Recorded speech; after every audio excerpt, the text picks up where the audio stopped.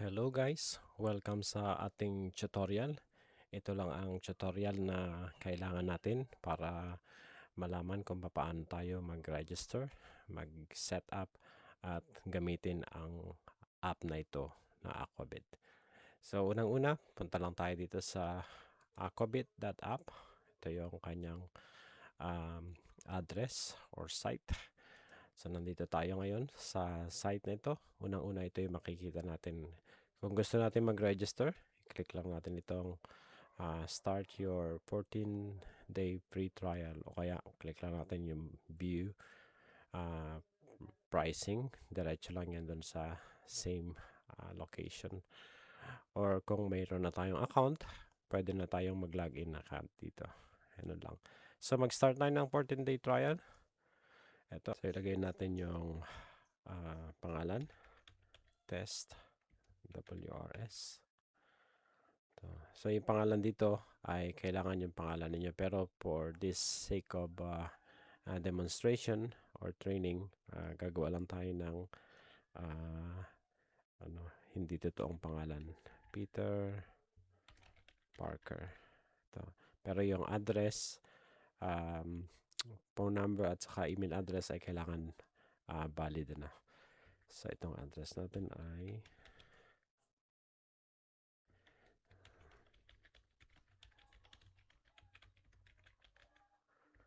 tapos click natin, hanapin natin yung nasa Palawan tayo ngayon Palawan. Yan. Okay. So, i-blurry ko lang yung ibang mga information dito para safe tayo at tanggapin ng YouTube.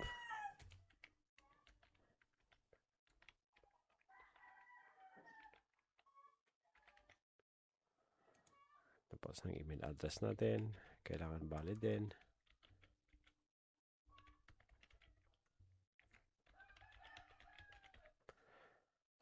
Ayun, kung nagawa nyo na ang lahat ng ito, guys, o yung iba pang magagawin natin, pwede nyo namang i-skip o i-scan kung saan nyo lang yung video na gusto nyo mapanood, pwede nyo puntahan na kaagad. Okay.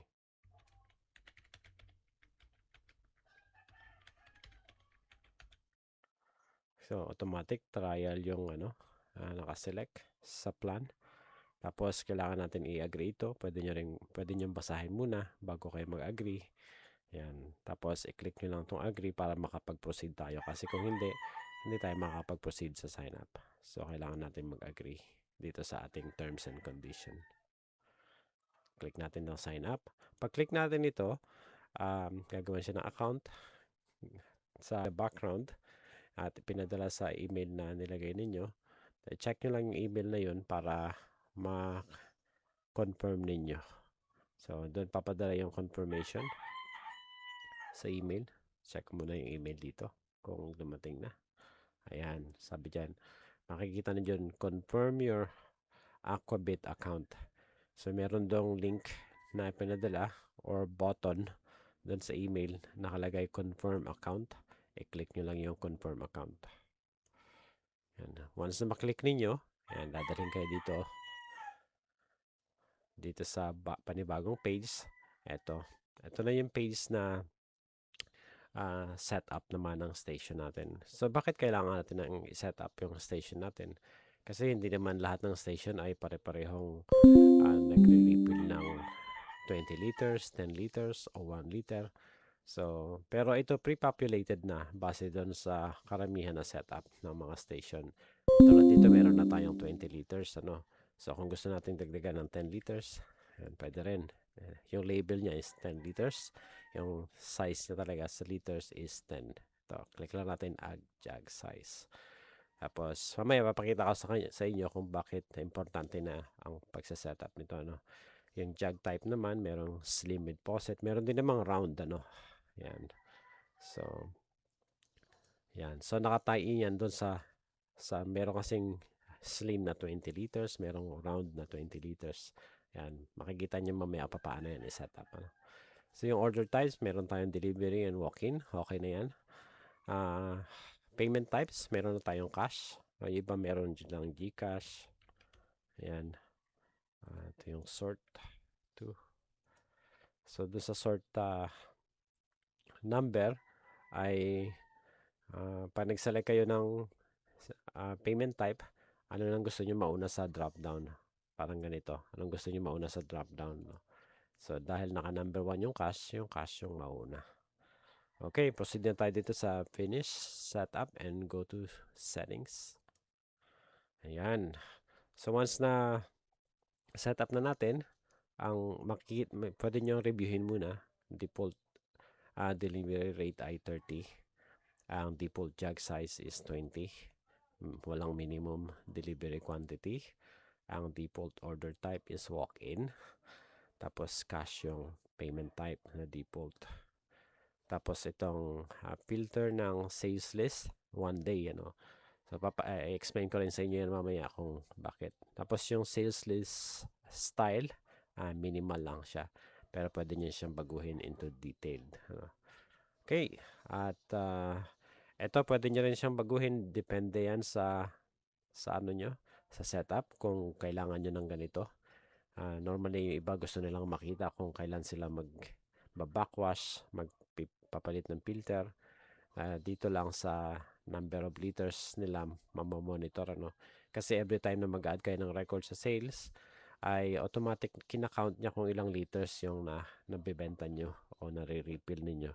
Para automatic, ma-detect nitong system kung ilan na yung ano nyo, na refill sa period ng time o ng days. And then sasabihin niya kung kailangan mo na mag-backwash o magpalit ng filter. Ano. So, iyan isa sa mga features ng app na ito. Tapos yung initial jug count, kung kayo nagpapahiram, pwede nyo ilagay kung ilan yung number ng containers ninyo. Yung sarili ninyo na pinapahiram ninyo. Yung kabuuan, ano, ilagay nyo dyan. Kasi dun sa container management, papakita ko rin mamaya, mahalaga na monitor natin at matrack yan kung gaano karami yung nasa labas, gaano karami yung natitira sa station. Ayan. Okay, so dito naman sa public station link, ito yung public facing, parang may sarili kang web page, website na pupuntahan lang ng mga customer mo. Tapos doon na sila mag-order online. Ayan. Tapos makikita mo na lang under ng customer orders. Ayan. So sa ngayon, pwede natin i-set up yan. Click mo lang yan. So mamimili ka lang ng station name. Tulad ng test natin. Ito may mga suggestions dito. Pwede ka maglagay ng test lang. Test 01. Ganun. O pwede mong i-click lang itong test WRS. Ganun. Or para mas specific, location specific, ito, test WRS, Puerto Princesa City. O para mas more specific, ito pa. So, for now, ito lang muna tayo. Test WRS. Save natin. Yan. O nakita ninyo, pwede kayo mag-add ng logo, ano? Para pag pinuntahan ng customer ninyo at makita yung logo, sigurado sila na tama yung napuntahan nilang link, ano? O yung station. Okay. So, ito kapag clinic natin ito,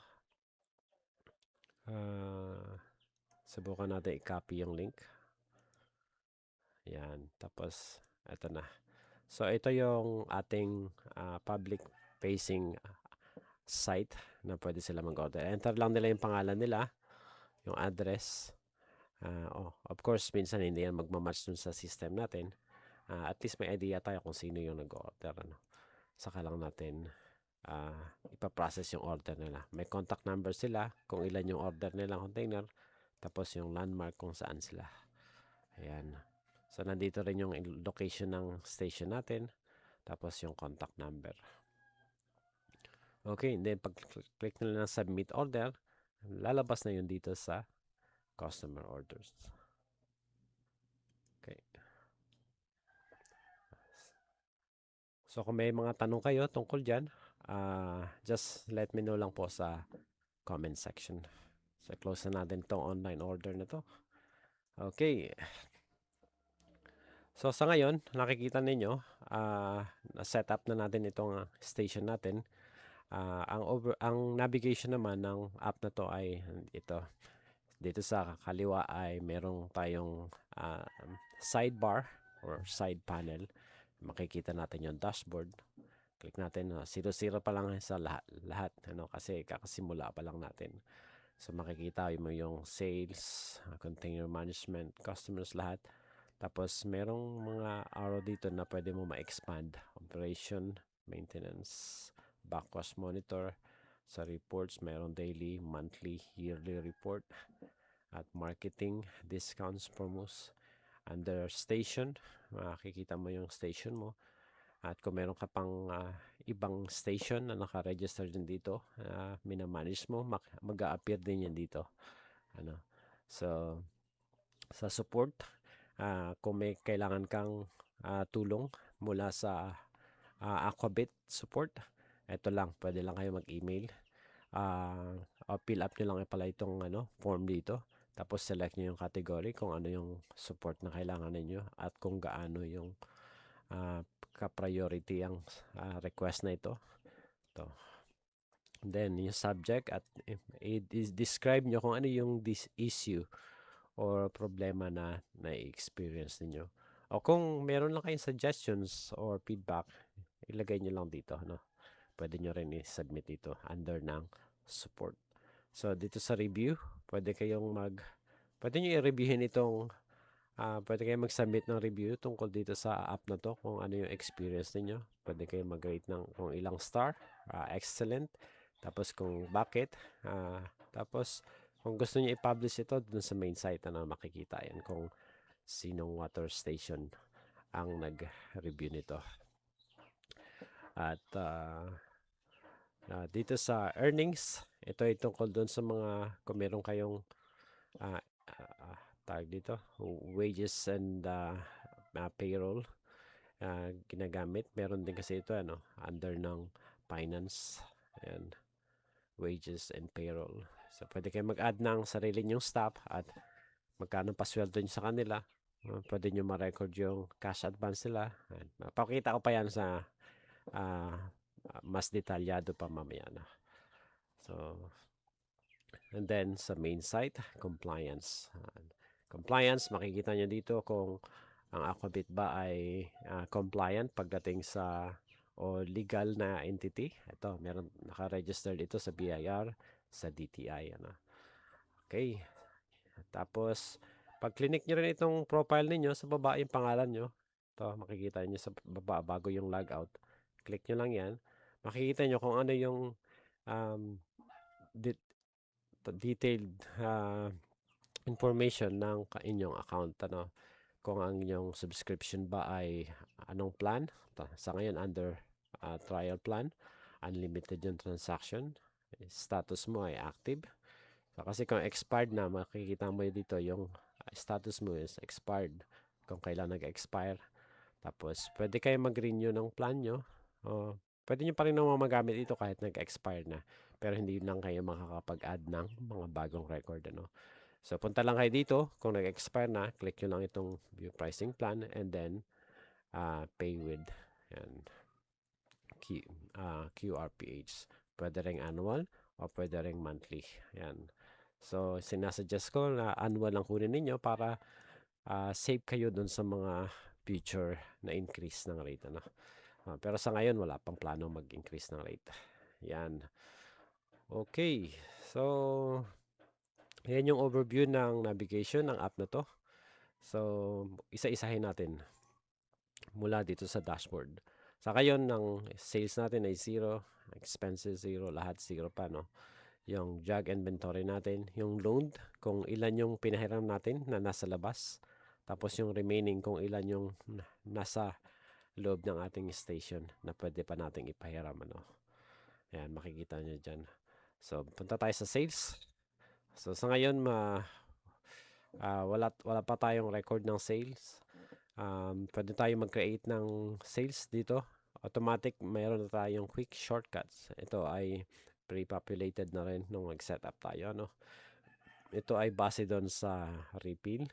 20 liters limit faucet, tapos paid na. Kapag clinic natin ito, mapapansin nyo walang pangalan, ano, generic kasi ito para doon sa mga generic na sales record na walang pangalan, mga anonymous. May mga bumibili lang, nagpaparipil, pa isa-isa, dalawa, ganun. Hindi na kailangan ng pangalan, hindi natin kailangan tanungin. Maliban lang kung kilala natin sila at pwede natin i-record yung pangalan nila dito. So, click mo lang yan, mare-record mo na kaagad yung transaction. Ilan? Isa lang, ano. Nakalagay kasi 1 lang eh. Yan. Pwede rin kayong mag-add ng shortcut pa under ng shortcuts dito sa operations. Kayo na pong bahala dyan magpangalan kung ano yung madali nyong matandaan. So, pwede na tayong mag-add ng sale dito sa button na to. At automatic yung date and time. Andyan na kagad. So, select lang natin yung customer kung sino. And, sample customer. And walk-in lang siya or delivery. Okay. Pero normally, kung ano yung naka-default sa customer na yon na order type, ito lang yung pipiliin niya. Pero this time gusto niya ng delivery. O sige. Tapos, paid na siya. Paid na. O hindi pa. Yan. Click mo lang yan. Tapos, ah, um, para mamayang hapon. Ayan, pwede tayong mag-add ng note. Tapos, ang order niya ay refill. Ilan? 6 na slim. Yan. So, ang delivery ay 30. Base yan dun sa ano. Kasi pag pinalitan natin ito, ang walk-in rate natin ay 25 lang. Magbabago yan, 25. Kaya automatic mag-change din yung mga total dito. So, balik natin sa delivery. Ayan, 30. Okay. So, pwede pa tayong mag-add ng item kung meron pa tayong iba. Kaya lang, ang product natin ngayon ay isa lang. Ano. So, halimbawa, meron tayong ang product natin ay delivery charge. Yan. Pwede nating i-add yan doon mamaya. Papakita ko sa under ng product. Mag-add tayo ng product as delivery charge. Pwede nating i-add dito. Ano. Yan. Click mo lang yung add na yan. Yan. Mag-select ka na naman ng product. Pwede ring ito pa rin. No? Pero ang gagawin mo, isa lang tapos free. Free na siya. Yan. So, bali 7 lahat yung item niya. Yung isa free. Nakalagay dyan. So, kasi minsan, kailangan pa rin talaga natin i-record yung free, ano, para ma-record yung number ng liters nung na-refill natin kahit na free pa yan. So, save na natin to. Save sale. At mag-a-appear yan dito. Yan. So, ito say customer. Sample customer. Yan. Ito yung kanyang total, ano. So, kanina, sabi ko sa inyo, yung sales list na style na gusto niyo ay nakalagay doon kanina, minimal. Pag gusto nating makita kung ano yung mga in-order niya pa dito, click lang natin ito. Ayan, di ba? So, pero kung hindi naman, kung ayaw na nating i-click yan, balik lang tayo doon sa station. Punta tayo doon sa settings. Ayan. I-edit natin tong settings na to. Ayan. Ito, minimal nakalagay, no? Ilagay natin detailed. Tapos, save. Balik tayo dun sa sales. Ayan. So, nakita nyo, hindi na natin kailangan i-click para makita pa yung detailed information. Ano. Nandito na lahat. Unpaid. Ayan. Tapos, nandito yung mga in-order niya kung ilan yung total lahat. Ano. At saka, naka-itemize siya. Okay. So, nakikita nyo rin din under ng action, kapag may nakalagay na add payment o may button dito na payment, ibig sabihin nun, hindi pa siya bayad or partially paid pa lang. Tulad dito nakalagay unpaid. Halimbawa, naglagay tayo ng payment. Yan. So, magkano ang babayad niya? 180. Pero kung ano sinabi niya, 150 lang muna. Okay. Sige. Pag-click natin ng submit, na automatic mag-ano yan, magsasabing partially paid. Yan. Nakalagay. May balance pa siya na 30. Pero ang total nito lahat ay 180 plus 25. Paid man yan or partially paid. Ang total ay 205. Nandito lahat. Tapos ang total dito ay 160. Yan. So, may idea na kayo?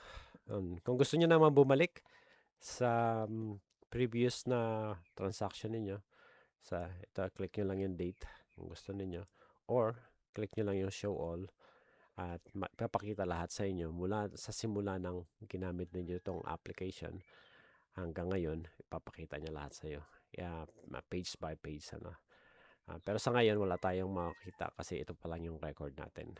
Yan. So kapag click natin itong show all, ayan, click mo lang yung papakita, gusto mo ipakita yung unpaid or partially paid, ito lang ang papakita niya sa kabuuan ng mga record, sa lahat ng record. Ipipilter nyo kagad yan. Kaya madali mong makita kung sa ano yung sino hindi pa yung nakakabayad. Ano? Okay. Okay, clear na natin ito. Okay, tapos na tayo dito sa sales. So, pwede ka rin mag-search sa hapon. Yun, na-click nyo na agad. So, pati yung mga note, pwede nating i-search, ano. O kaya si sample customer. Yan. So, pangalan ng customer o yung note, pwede mo ma-search. Yan. Okay, kung meron kayong tanong tungkol dito, just comment lang sa sa comment section para i-discuss natin yun ulit. Okay, dito naman tayo next sa container management. Itong container management ay mahalaga na matrack natin yung mga container natin kung nagpapahiram tayo. Pero kung hindi naman, hindi nyo na kailangan ito. Kung hindi kayo nagpapahiram ng container, hindi nyo na kailangan gamitin ito. No? So, pero kung nagpapahiram kayo, eto. So, mag-add tayo ng record. Halimbawa, nag-deliver tayo kanina, no? Kay sample customer. Ilan yung dineliver natin? 7. So ngayon, 0 pa yung wala pa tayong wala pa siyang record talaga dito eh. 7 yung dineliver natin kanina, no? Kasama na yung libre. Ayan. So, ang return niya, wala pa rin kasi bago pa lang naman eh. So, lagay natin dito, unang order. So, save natin. Yan. So, ngayon, yan na, may record na tayo na si sample customer, itong date na to, ay na-deliveran ng 7. So, ang balance niya ngayon, 7. Meron siyang 7 doon na container. Ano? So, paano naman kung halimbawa bumalik tayo doon, napadaan lang tayo, kumuha tayo ng basyo. Meron siyang ilan na, halimbawa 3, meron siyang 3 basyo, kukunin na natin. So, kailangan pa rin natin i-record yun. Mawa yung driver ninyo, meron siyang access dito, pwede naman, pwede nyo siyang bigyan ng access, mag-a-add lang siya ng record, add lang siya ng record, sino yung customer na yun, si sample customer. Napansin niyo hindi niya siya ma-edit, kasi ito talaga yung tamang balance niya. Hindi siya pwedeng doktorin yung balance niya. Nag-deliver ka ngayon, hindi.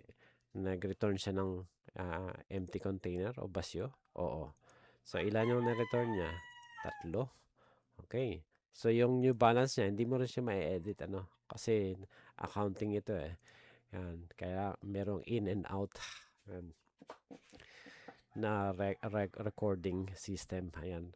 So, ngayon, ito, 3. Kumuha si driver mo ng 3. Save mo yung record. Ayan. So, ang pinaka-balance na lang ay 4 kasi nakuha mo na yung 3. Wala ka naman dineliver ng date na yan.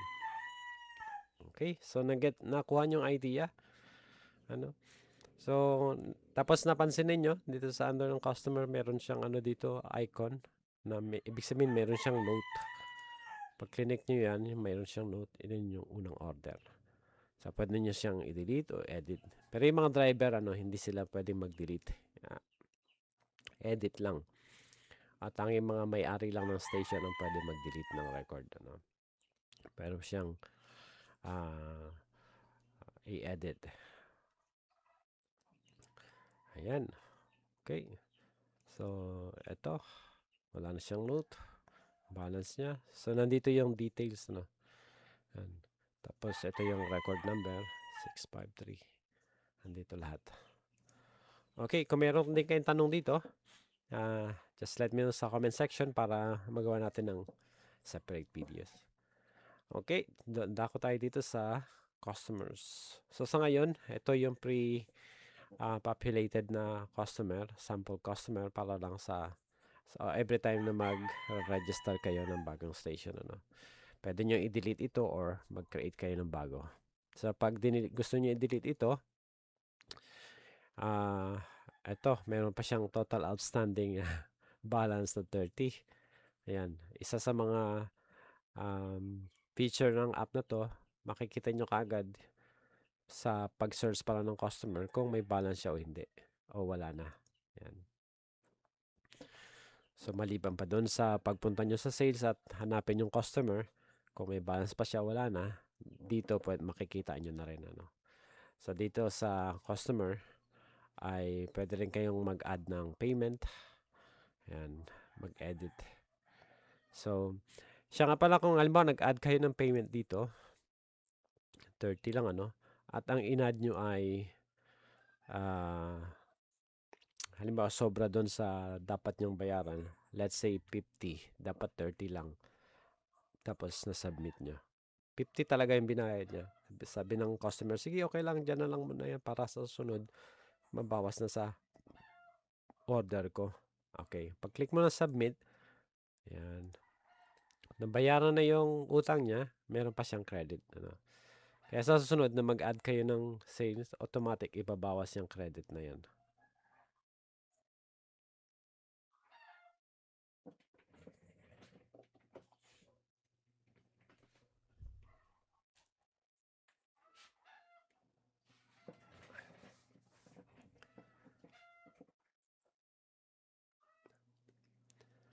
Ayan, so close na natin ito. So mag-add tayo ng bagong customer. Halimbawa si customer B. 0916. Chamba lang ito, no? Ay, sumobra na yata. 916 1.8 7985. Chamba lang yan. Pachamba. Anong barangay niya? Purok, Masipag. Barangay Matahimik. Puerto Princesa City. So, by the way, dito sa mga customer natin, hindi natin kailangang lagyan lahat, ano, ng information. Kahit na pangalan lang, pwede na. Basta alam natin kung saan sila nakatira o may idea tayo, no? Pero para sa kapakinabangan din ng yung delivery rider, mas maganda kung ma-fill up natin ito ng tama. So, ang note niya ay, ang default order type niya is delivery. Wala pa tayong net terms. Promo code, wala pa. Discount code, yan. Papakita ko rin sa inyo yan mamaya.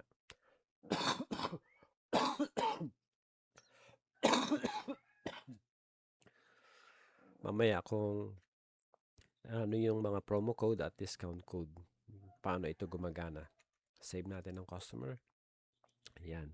So kapag bumalik tayo dun sa sales at nag-add tayo ng sales, meron na tayong customer B. Yan. Kita nyo, delivery yung ano niya, order type na default. Kaya, eto.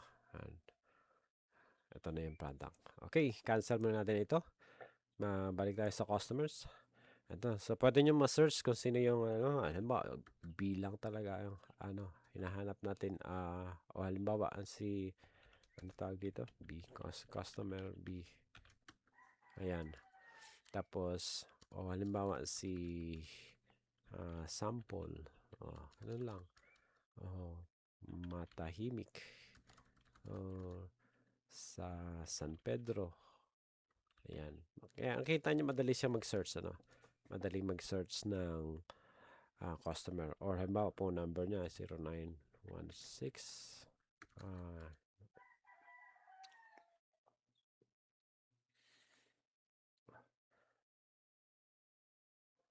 Ayan.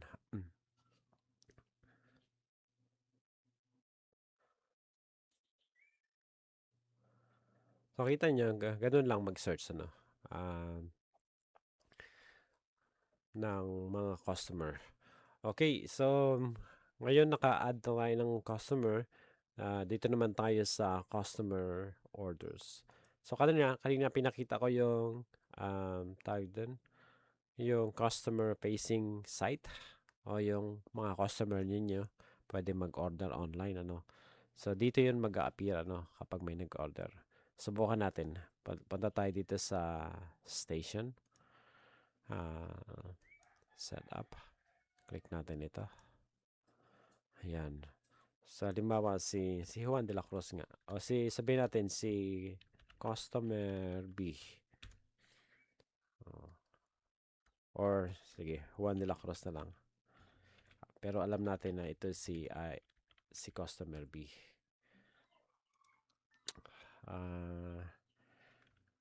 BRGY Matahimik PPC Puerto Princesa City. Contact number niya ay 0916. Chamba na naman to. Okay.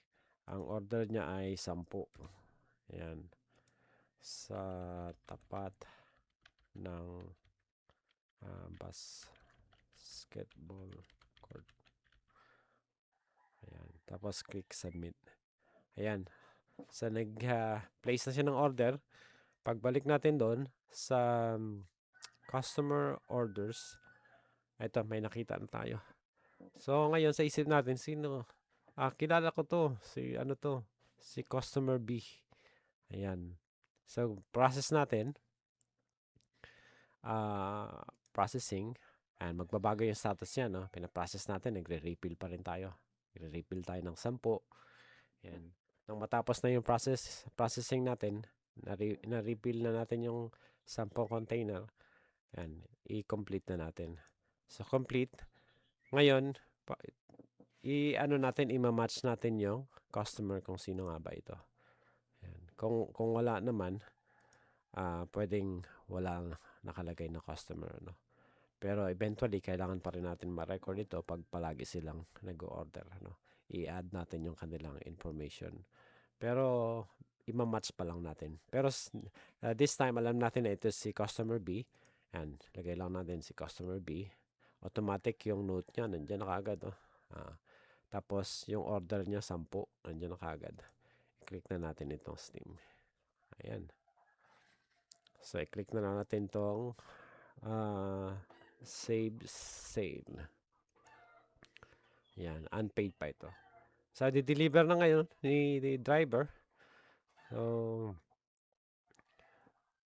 hambawa, sa ngayon wala pa tayong driver, ano? Papakita ko sa inyo mamaya kung sino pwede nating ilagay dyan na driver. So, pero at least meron kayong option na pwede kayong mag-select ng driver kung sinong gusto nyo mag-deliver ng item na to. Ayan. Okay, so yun lang. Kita nyo at ganun lang kasimple mag-add ng customer, mag-add ng sales, at ng customer orders, mag-process ng customer orders. So once na complete na natin ito, balik tayo dun sa customer orders. Ito completed na, no? 10. Dahil sa completed na to, magki-clear up ito na the following day, ano.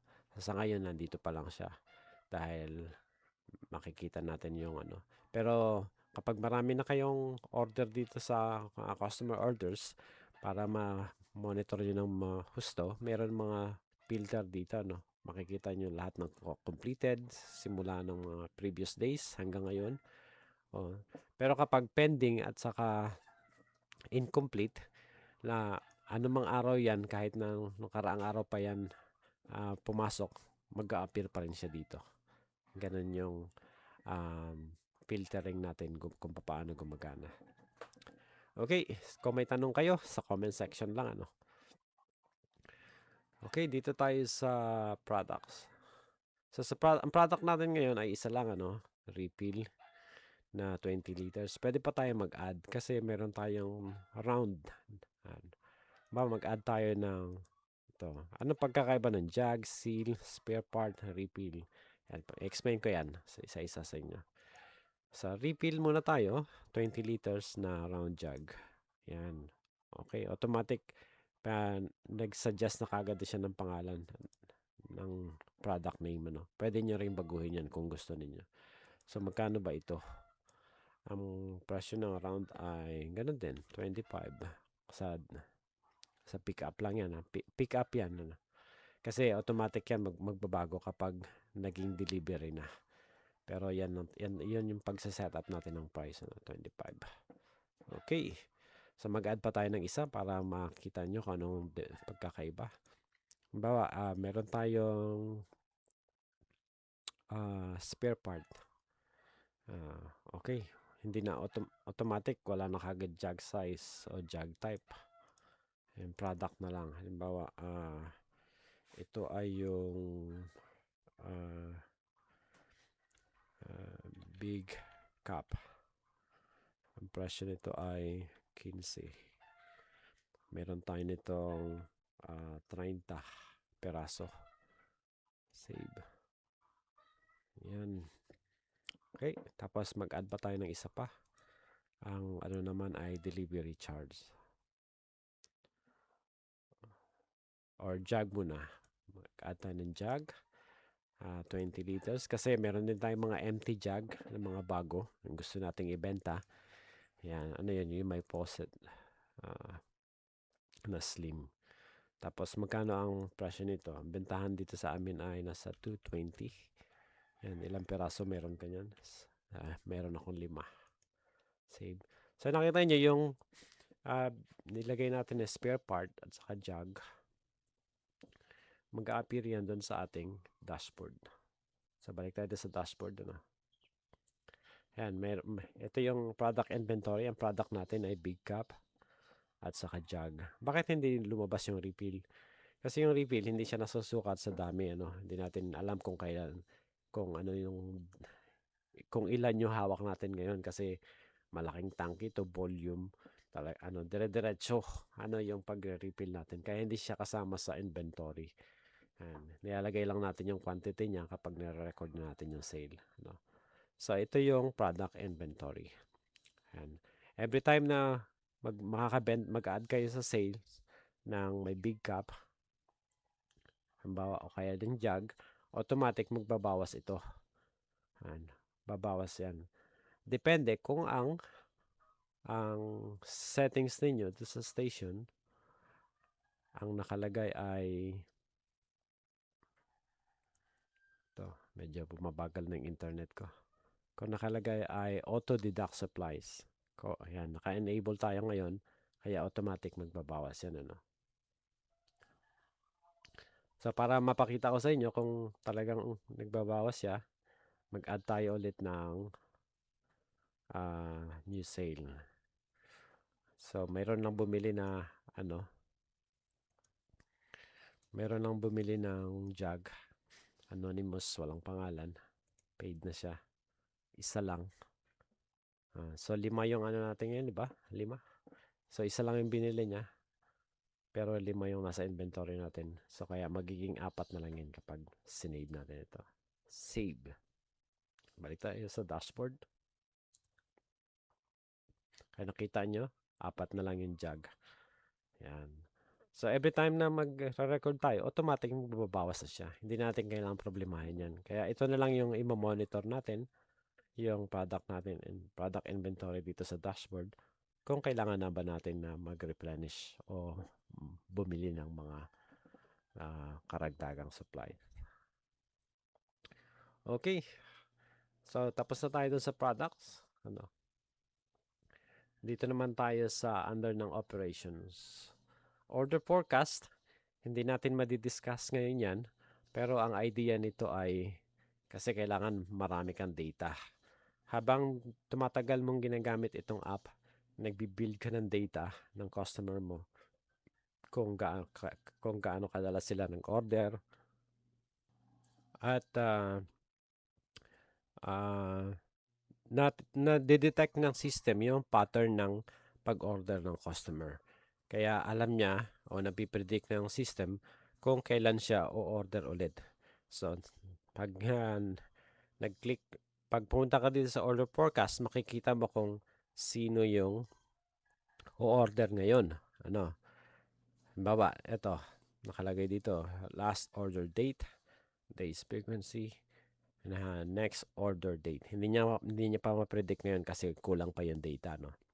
So, makikita mo ngayon dito, ay, si ano pala, order. So, pwede mo na ngayon paikutan sa mga driver mo o ikaw mismo, no? Para hindi mo mawala yung mga customer mo na lumipat sa iba kasi hindi mo na sila pinabalikan, 'di ba? Kailangan maging proactive tayo dito, no? Yan. Kaya itong order forecast, makakatulong ito para ma-predict kung kailan o-order ulit ang mga customer natin at ma-keep natin sila. Okay, dito tayo sa maintenance. Sa maintenance, pwede lang tayo mag-add ng, ano tayo ngayong araw, nag-backwash. Ito lang. Tapos maglagay lang kayo ng note.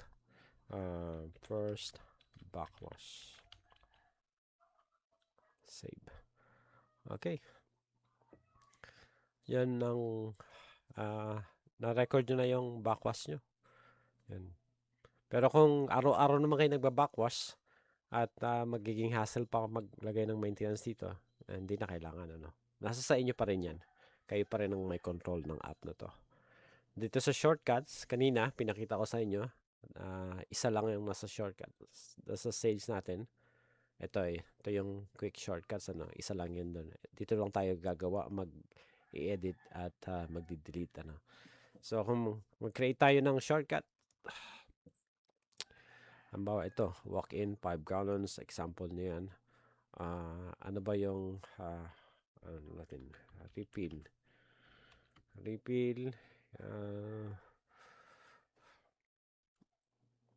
na 20 liters around unpaid. Hindi natin unpaid ito, hindi natin nilagyan ng number ng quantity. So, refill round. Tapos, order type ay walk-in. Normally, walk-in kasi mabilisan ito Kaya nga, quick shortcuts. So, hindi natin nilalagay yung quantity dyan, So, ipaprompt natin yung quantity para malagyan natin. Kasi kung hindi magpa-prompt, pipick upin niya kung ilan yung quantity. Pero dapat lagyan natin kung ilan yun. Tapos, yan. Tapos, visible. Kailangan visible ito, otherwise hindi ito mag-show up doon sa sales. Okay, save natin ito. Okay, balik tayo doon sa sales. Magiging dalawa na yung quick shortcuts natin dito. Nakita nyo pula, tapos round yung Yan, pag-click mo niyan, yan, ilan yung kasi hindi natin specify kung ilan sa dalawa. Create sale. Yan, so meron na tayong dalawa. Pick up lang kasi ito, kaya 25 yung isa. Ito, 40 liters. Ito na. Ayan. So, ganun lang mag-add ng shortcuts. Okay. Pwede nyo siyang i-delete or i-edit. Diba? Pwede nyo rin siyang i-use. Ngayon, dito tayo ngayon sa backwash monitor. Katulad na sinabi ko kanina, ito, nag-backwash tayo ngayong araw, kaya 0, 0, 0, Pero pwede mong ma-trace kung ilan na yung na re-refill mong liters, Kung ilang liters na yung mga na-refill mo mula nung particular date. Ayan. Tapos, sa ngayon, 0, 0 kasi nag-backwash tayo. Kaya wala tayong makikita sa ngayon, So, papakita ko pa yan ng detalyado sa susunod na mga video ko pa. Dito sa audit log, lahat ng ginagawa natin dito ay makikita, Kung ikaw ay may-ari ng station, gusto mo makita lahat ng ginagawa ng iyong mga tauhan, nandito lahat yan. Kung nag-add sila, nagde-delete sila, nag-edit, lahat kung sino ang gumawa, kung kailan, ano yung ginawa nila. Yan, nag-add tayo, nag-create tayo ng customer, nag-create ng sales. Mostly nag-create lang naman tayo ng sales. Ayan. Okay. So, yun ang audit log. So, pwede rin kayong mag-search ng kahit na ano dyan. Dito lang sa audit logs. Okay, so clear na natin yung operations. Tapos na tayo dyan. Under na tayo ng finance. So, sa accounts receivable, kapag ang isa ay hindi pa bayad, ang katulad nitong si customer B, automatic pupunta siya dito sa accounts receivable. Andyan yung record. Kaya pag pumunta tayo doon sa dashboard, makikita natin na meron pang mga hindi bayad. Maliban lang doon sa tawag dito, walang pangalan. Yung mga anonymous, yung mga generic. So, hindi sila mapupunta dito. Pero, naano pa rin sila, natitrace pa rin sila under ng sales record. Yan. Dito sa accounts receivable, yung may mga pangalan lang na customer nandito. Katulad nito, pending pa rin si customer B. Kung kailan yung date ng order niya, tapos yung reference, yung sales ID. Ito. Okay, ito naman yung invoice generation. Ito. Mayroon tayong customer na malaki. Halimbawa, si customer B, malaking customer siya or company. Mag-create lang tayo ng item dito. At ito ay panibago, panibagong, parang sa sales na ito siya. Sales, mag-add lang tayo ng sale record. Yan. Ito ay si Slim. Meron siyang 10. Tapos, mag-add tayo ng bago. Yung kanyang round. Merong 5. Okay. Tapos, mag-add tayo ng delivery charge. Wala pa dito. Yan. Pero, may idea na kayo, Pwede kayo mag-add ng delivery charge kapag na-add nyo yun sa product. So, sa ngayon yan. Pero kasi may promo tayong binigay. So, bigyan lang natin siya ng isa pang round na free. 0 na siya. Okay. And then, generate invoice. Click nyo na yan. Okay. So, nag-generate na siya ng invoice. Ito yung pangalan ng water station natin. Ito. Tapos yung address. Tapos nakalagay invoice. Kung kanino siya. Customer B. Tapos, ito yung invoice number, date, due date. Ayan. Pwede nyo nang i-print or mag-create kayo ng bago. Pero kung halimbawa na okay. So, makikita nyo na ito sa sales, Ito yung create natin ng bago, 450. Pero kung halimbawa na katulad ng una, na-generate na natin, na-add na natin dito sa sales record. Ito si customer B. Sabi niya, kailangan ko rin ng invoice niyan. Okay, sige. So, i-click lang natin ito. Mag-generate tayo ng invoice. Hindi na natin kailangan pumunta doon sa invoice generation. Dito na. Click na lang natin yan. Automatic yan. Mag-generate na siya ng invoice. Hintayin lang natin kasi medyo mabagal yung internet connection ko ngayon. May problema yata ang PLDT.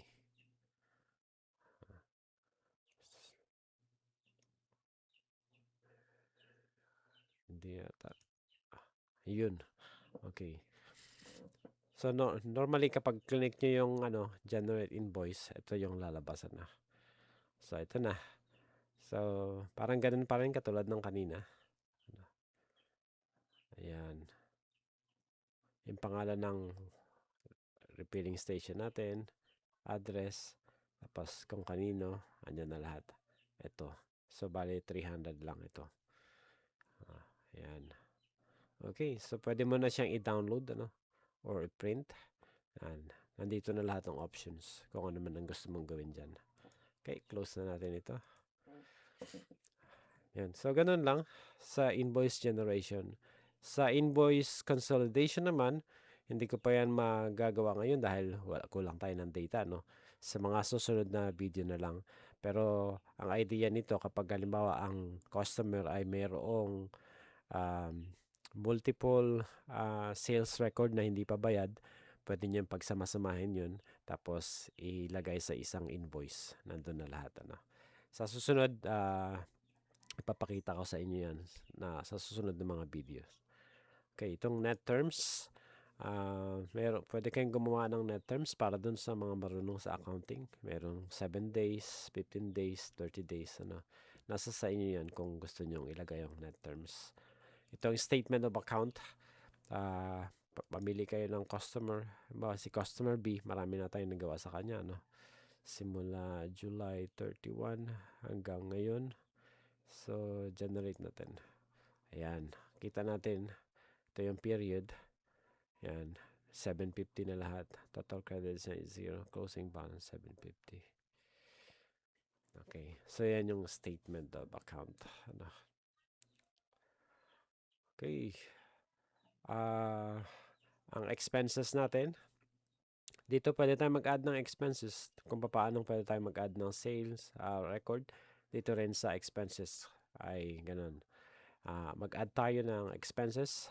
Halimbawa, okay, ang category nito ay ano ba?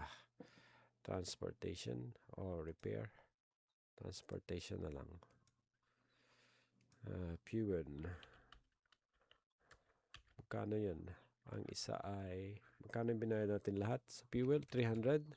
Sa ating top down. Okay. Yan. Okay. Fuel, nakalagay. Kaya, bawa, namili tayo ng supplies. Supplies. Ito ay yung scene.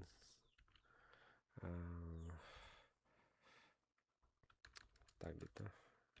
Big cup. Big cup scene. Ang isa ay magkano ba yung isa nun? 160. So, dalawa. Tapos, mag-add tayo ng bago. Supplies pa rin. Ito ay umbrella.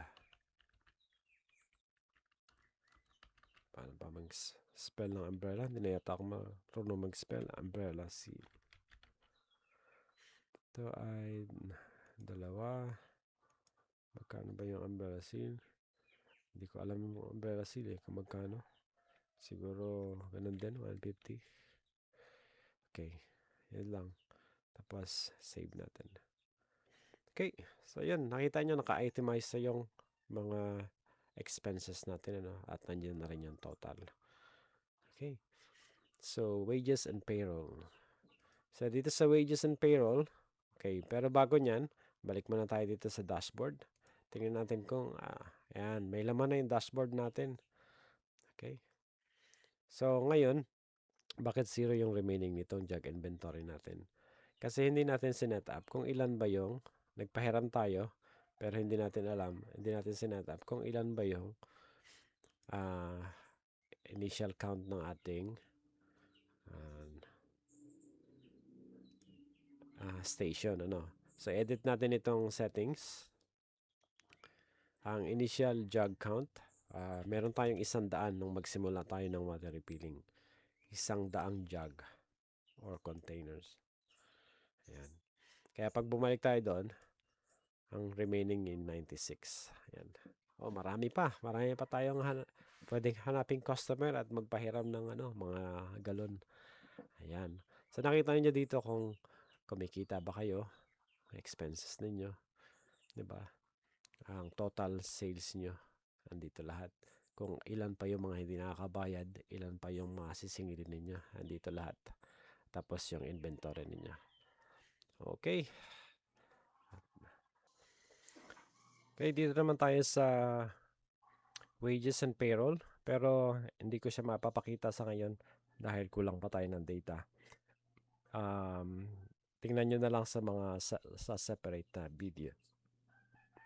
Okay, itong trial balance, ganun din. Wala pa tayong ganong data dito. Sa susunod na mga videos, makikita nyo ito. at tong income statement. Ano. Tapos ang reports, may tayong daily reports. Ito, kung ano yung mga nangyayari sa ngayong araw lang na to, no? At pwede rin kayong bumalik sa particular na araw. Tapos pwede nyo ring maselect kung yung mga driver ninyo, kung may mga driver kayo, para makita nyo kung si driver A ay nag-deliver ng ganito, magkano yung total niya lahat. Tapos kung ano yung mga paid at unpaid. Then sa monthly report ay ganun din. Meron tayong mga separate video tungkol dyan. Ano? So parang overview na lang ito. Ito yung mga report natin. Pwede nyo export yung data nyo into PDF or Excel file. Yan. Tapos, ito yung mga data natin. Kikita nyo kaagad. At yung iba pang mga data na kailangan ninyo para sa analytics kung medyo merong kayong alam pagdating sa reporting. Okay, ganun din sa yearly report. Yan. So sa ngayon, ito pa lang ang nakikita natin dahil wala pa tayong data, no? So 3 months, 6 months, 12 months. Yan. Okay. Tapos mini-breakdown niya rin ang expenses. So transportation, makikita mo yung supplies, kung gaano kalaki ng portion yung napupunta sa isang particular na bagay. Okay.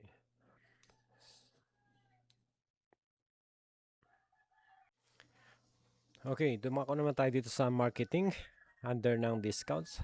Pakita ko sa inyo kung paano gumagana ito at ng promos. Unahin natin yung discounts. Ano? Okay, so yung discounts ay kailangan naka-assign sa customer. So, paano ba ito gumagana? So, mag-add na tayo ng discount. Ang discount niya ay 25 per jug.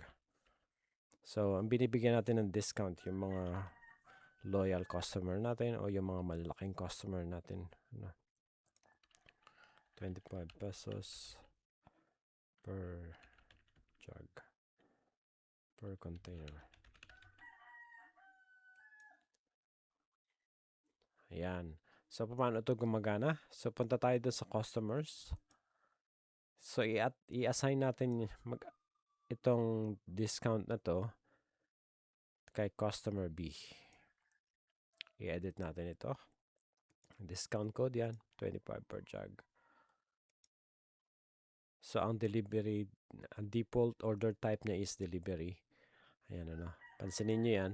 Kapag nag-add tayo dito sa sales ng bago, si customer B, mag-add tayo. Ang order type niya, ang default ay delivery. Pero, dahil sa delivery ito, yung product na yun natin, kasi ang delivery rate natin is 30 per jug. Dapat 30 per jug ito. Ayan o. Dapat 30 per jug ito. Pero dahil sa may discount code siya na 25, 25 lang. Ayan. Kung ang order niya 10, ayan. Diba? Pero kung palitan natin ito ng customer, si customer, sample customer, delivery, and 30 na siya, so, nakita ninyo kung paano gumagana yung discount code. So, ganun lang. Ayan. Kaya kapag balik natin ulit para makita nyo, ayan, delivery parehas lang, undelivery parehas lang, kasi nga dahil meron siyang discount code. Sana meron mga information dito na lalabas kung may discount code siya or wala. Ayan. Sige, susunod na update, ipapalagay natin yan. Okay, so ganun lang guys. Gumagana yung discount at saka promos. Yung promos sa ibang mga video papakita ko sa inyo yan paano gumagana din. Okay, so natapos na natin guys yung demo na ito. So, ganun lang sa station naman, meron pang ibang video tungkol dito. Pero overall, makikita nyo na kung paano gumagana yung app. Makikita ninyo kung kaagad kung kumikita kayo hindi o magkano benta ninyo at namomonitor nyo yung mga hindi pa nagbabayad, natatrack nyo yung inventory ng galon ninyo, at yung mga customers ninyo. Ayan, nandito lahat. Okay guys, at kung meron pa kayong mga katanungan, just let me know sa comment section para magawan pa natin ng video. At salamat sa pag-trust sa Aquabit app, at ingat po kayo.